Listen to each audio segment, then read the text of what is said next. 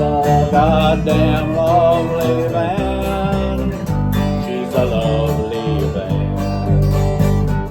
She's a goddamn... Hello, you horny little sausage ticklers. All right, this is going to be a short one, but actually kind of valuable one today. We have not really talked that much about oil changes if you're doing them yourself. If you're not, you wouldn't be watching this. But I just wanted to show you something real quick. That's the thing to get from Harbor Freight. So, taking that oil filter off on the Promastar is a pain in the ass because it's at an angle and it's kind of an oddball size. I have other videos on the past, but this is the magic tool. Speaking of magic tools, this is, all it is a 15/16 socket. I have no idea what that crosses to in metric, but 15/16 is where it is. Thank you. And this is a Harbor Freight, very cheap, 20 bucks or something.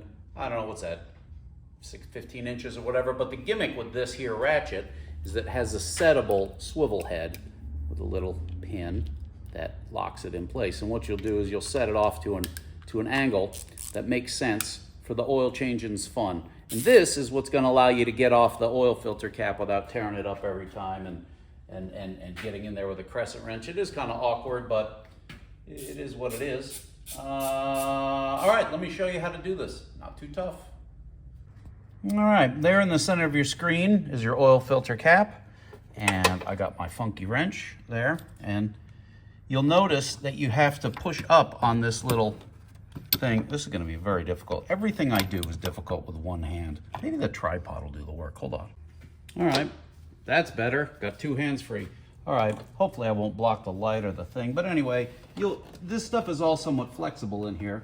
You'll push down and get your wrench right on the head of the bolt there. This, I assume, can be seen well.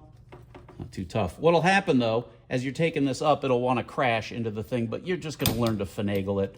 It's just forcing it. And that's one of the reasons why this particular socket I picked is rather thin-headed and the socket isn't particularly deep. But getting it on and off is not too bad. And once you get it started, it actually becomes hand loose pretty quick. All right, this is the cap that you're taking off. I've written 18 foot-pounds on this. I believe that's correct, but even if it isn't, that's pretty close. It just has to be snug and then a little bit more, just enough to not leak. But here's something super duper important about the Promastar. So when you have this ring off, when you have this O-ring off, because you do want to change the O-ring every time you install a new filter, you'll use a screwdriver and prise up the old O-ring.